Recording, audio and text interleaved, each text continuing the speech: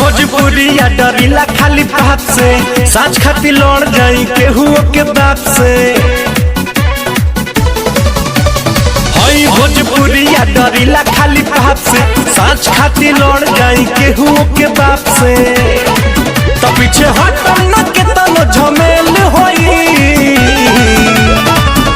आज जेल होई काल बेल होई, परसों से उहे खेल होई। आज जेल होई काल बेल होई, परसों से उहे खेल होई।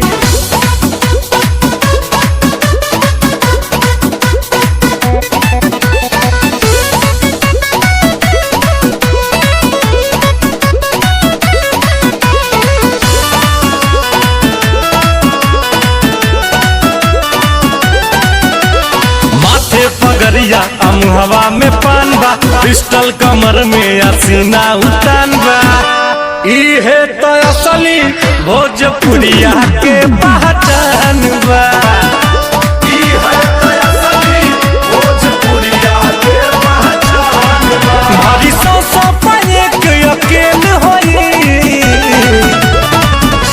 आज जेल होई काल बेल होई, परसों से उहे खेल होई। आज जेल होई काल बेल होई, परसों से